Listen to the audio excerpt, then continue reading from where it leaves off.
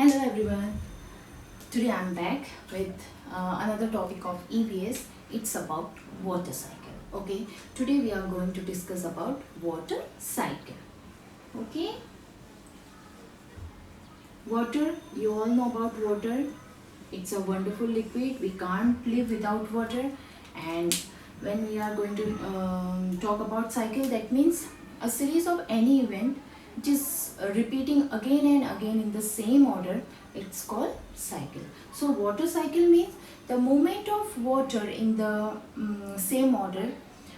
It's called water cycle. Okay. So today we are going to discuss about water cycle, and that I'm going to teach you through diagram. Okay. So as you all know, our earth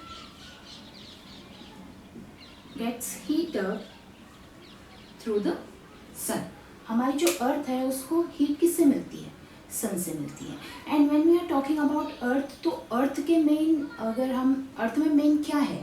okay, सो हम कह सकते हैं कि अर्थ में mainly क्या है? Water है और लैंड है.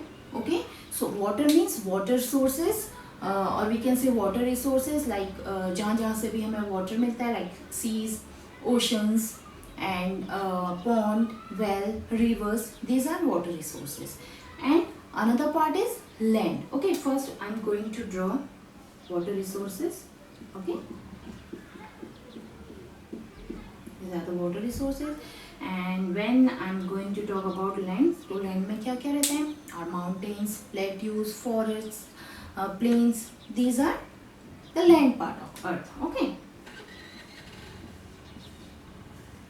Okay, you can draw like this. Okay, yes, there's the river also.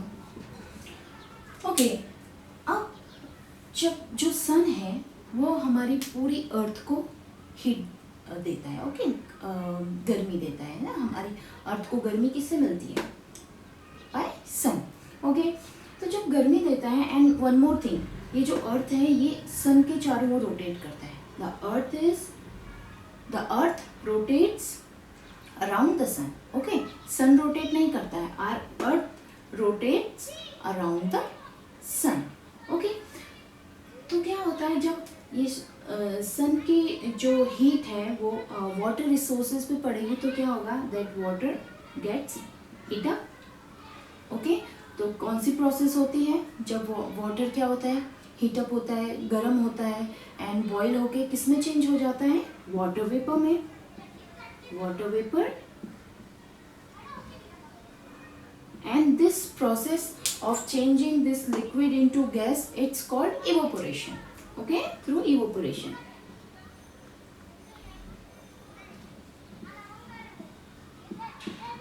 Evaporation. Okay, so this process of turning this liquid form of water into the gaseous form, this process is called evaporation. And now this water changes into water vapor. Okay, change into water vapor. अब हमको पता है कि जो हमारी अर्थ है उसमें north pole है, साउथ पोल है. तो जब भी हम अर्थ में थोड़ा सा ऊपर जाने लगते हैं, दैट एयर गेट्स कूल. जो एयर होती है वो ठंडी होने लगती है. ठीक है. Okay, as you all know, हमारे इन्वायरमेंट में हमारे चारों ओर हम कहीं भी खड़े हैं, देयर इज एयर. जो एयर है इनविजिबल है, हमें दिखाई नहीं देती है. एयर में डिफरेंट डिफरेंट गैसेज हैं. ओके, तो अर्थ, जब हम अर्थ पे थोड़ा सा ऊपर जाने लगते हैं, so there the air gets cool. Okay, ठंडी होने लगती है. सो ये वाटर वेपर जो है, ये जो वाटर वेपर है, one more.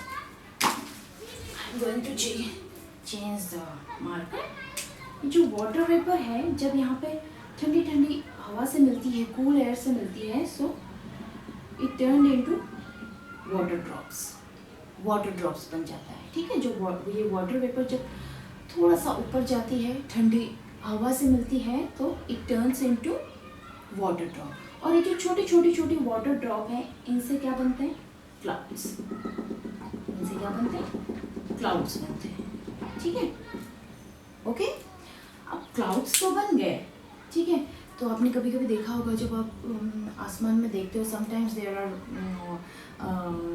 Like cotton type clouds, white clouds. Okay, sometimes nowadays it's a rainy season, so you can see sometimes there are black clouds. Okay, जब black clouds होते हैं तो हमें पता रहता है हाँ today will be rain. Okay, and जब white clouds रहते हैं तो क्या होता है, हमें लगता है हाँ, हमें आइडिया लग जाता है कि रेन होने वाली कि नहीं होने वाली.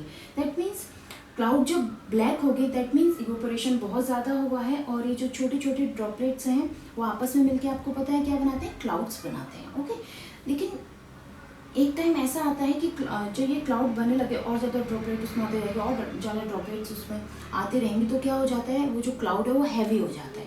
हैवी हो जाता है, जैसे आप बलून को ब्लो करते हो. जब आप बलून को ब्लो करते हो तो क्या होता है, बलून में जब आप हवा भरते हो तो धीरे धीरे बलून बड़ा होने लगता है. लेकिन एक टाइम ऐसे आता है कि आप उसको और ज़्यादा ब्लो करोगे तो क्या हो जाएगा, वो फट जाएगा, क्योंकि उसमें इतना स्पेस नहीं है ना. ओके, तो वो क्या हो जाता है, फट जाता है. इन द सेम वे जब क्लाउड्स में और ज़्यादा ड्रॉपलेट्स आने लग जाएंगी तो क्या हो जाएगा, एक टाइम ऐसा आएगा कि क्लाउड्स अब उन ड्रॉपलेट्स को नहीं ले सकता है और वो क्या हो जाता है, टूट जाता है. और जब वो टूट जाता है तो क्या होती है, that time we can say it's a rain. Okay, so I am going to draw clouds here.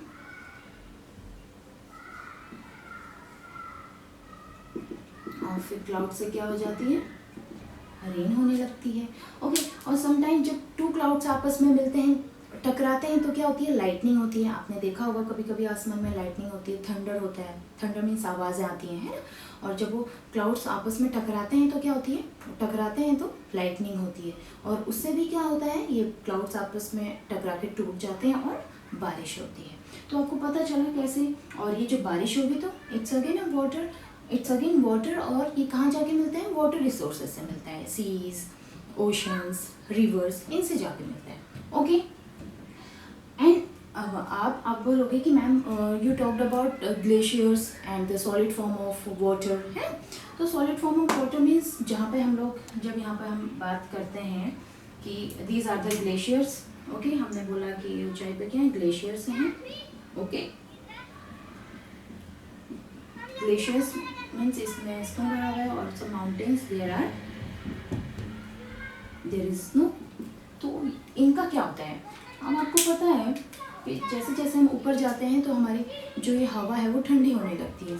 The same process is happening here also. ये जो वाटर ड्रॉपलेट्स हैं जब ये बहुत ऊपर चले जाते हैं पोलर एरियाज में, तो क्या हो जाता है, ये ड्रॉपलेट्स स्नो के फॉर्म में गिरने लगते हैं, और स्नो फॉर्म में गिर के ये ग्लेशियर्स पे या माउंटेन्स के ऊपर आ जाते हैं. तो और सब एक साथ कलेक्ट होके क्या बनाते हैं, ग्लेशियर्स बनाते हैं. ये कहाँ होता है, जहाँ पर बहुत ठंडी होती है, पोलर एरियाज में. ठीक है, तो अब आपको यहाँ से पता चला कि वाटर वेपर से कैसे क्लाउड्स बने एंड रेन हुई. एंड वाटर वेपर से ही जब वो बहुत ऊंचाई पर गए, जब हवा ठंडी होने लगती है वहाँ से वाटर ड्रॉपलेट बनी. और उससे ज़्यादा अगर ऊंचाई पर जाएंगे तो हाई एरियाज पे जाएंगे तो क्या होगा, this water drop will change into snow. Okay, the same process is happening here also. ये जो सन की लाइट है ये ग्लेशियर्स पे भी जा रही है, स्नो पे भी पड़ रही है. तो यहाँ पे क्या होता है, ये जो बर्फ़ है, यहाँ पे जो स्नो है वो क्या होने लगती है, मेल्ट होने लगती है. और जब यहाँ से माउंटेन से या फिर यू कैन से ये ग्लेशियर से जब स्नो मेल्ट होने लगती है तो उसी से क्या बनती है, रिवर्स बनती है. और ये रिवर्स जाके कहाँ मिलती हैं, these are going to flow into oceans or seas. Okay, I hope you all understood this water cycle process. Okay, so if you are not going to understand anything or anything is कुछ समझ में आपको नहीं आ रहा है, you can write on the comment box. I will explain it there. Okay, thank you.